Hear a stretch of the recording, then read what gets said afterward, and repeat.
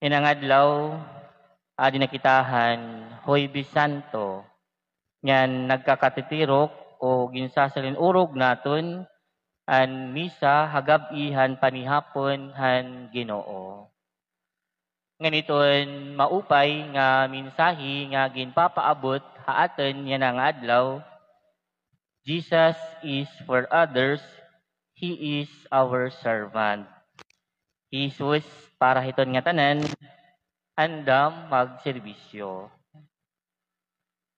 Mayada mga butang nga kaya naton pagbuhaton dira hiton aton kalagaringon ngan ngadto liwat hiton iba nga mga tawo.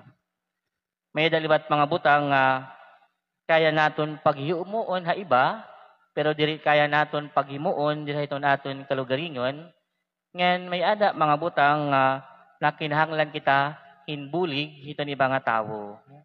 Pananglitan.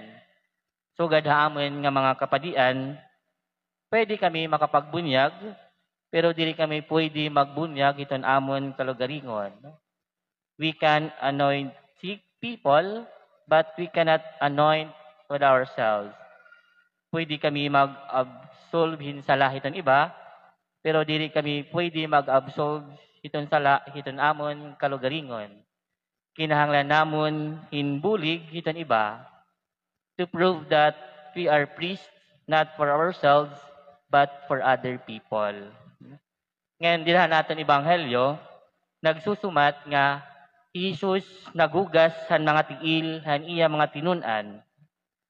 Ano na nga panahon ang nagbubuhat lahini amo an surugoon.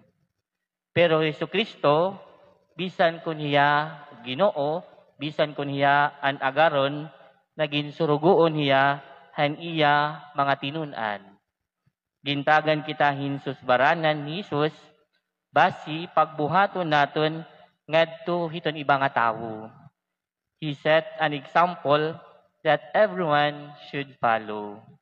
Gimbuhat ni Jesus ang paghugas san mga tiil han iya mga tinunan, naging surugoon hiya, pagpakita nga hiya, dili la para hiton iya kalugaringon, kundi hiya para hiton nga tanan.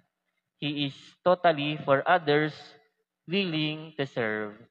Nga namin ni mga kabugtuan, iton ayat ha atin nga tanan. We must be also willing to serve other people. Nagkakamay-ada la kabuluhan o nagiging makahulugan iton aton kinabuhi, diri dara hiton aton mga achievements nga nakukuha, diri kun ano iton may ada kita, or kung ano iton status iton aton kinabuhi.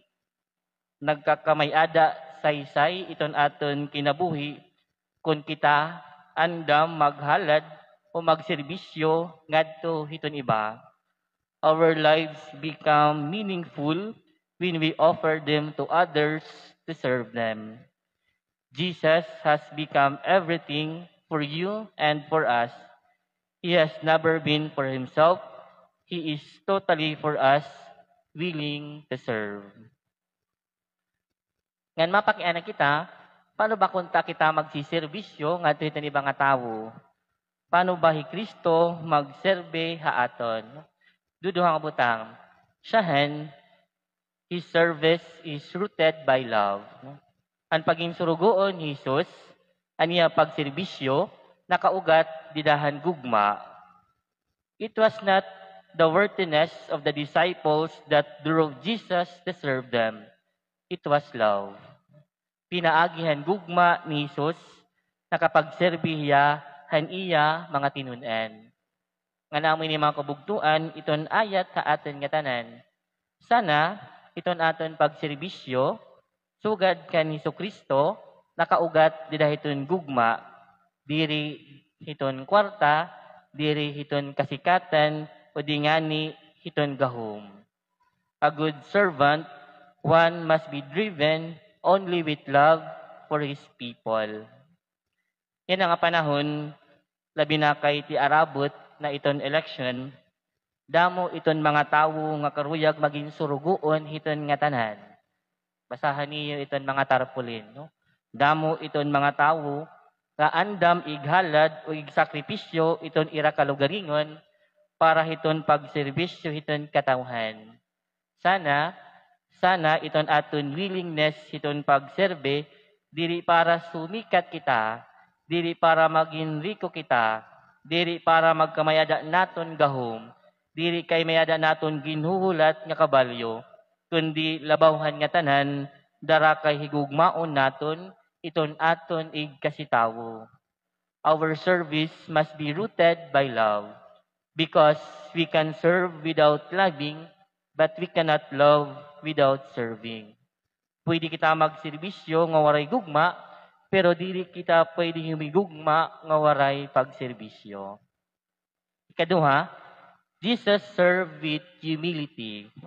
Dila natin Ebanghelyo, Jesus also teaches us that in serving others, we should always remain humble. Dila iton aton pagsirbi, sana magpabilin kita nga mapainugsanon. Kasi madanay, nakakapagserbisyo ngani kita, madanay, nadako iton aton mga ulo, bagabaga na kitahin hadi kun mag-asta, dara kay nakakabulig kita iton iba, madanay, igin dadako naton. Ngan iton mapainugsanon nga pagserbi, amo iton waray ginuhulat nga balos ngadto hiton iba nga tawo.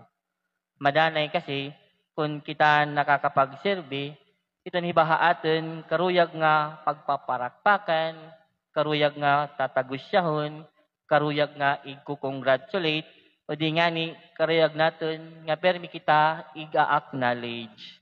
Instead of giving through service, we already accompany it with our own selfish motives. We are rather feeding our own egos and personal agendas. Mga kabugtuan, when we are serving in the community or even in the church, let us serve with humility. True service does not require recognition or applause. We serve to bless, not to impress. Let us serve with pure intention, not for attention. Kan kun karuyag naton nga maging labaw kita hamata hiton Dios, pagsirbi kita hiton aton igkasitawo, sugad hangin buhat ni Kristo. In human standard, greatness is about what we know, what we can, and what we have. But in the standard of God, greatness is about what we can give, what we can share, and what we can sacrifice. And it is all about service. Service rooted by love and humility. Amen.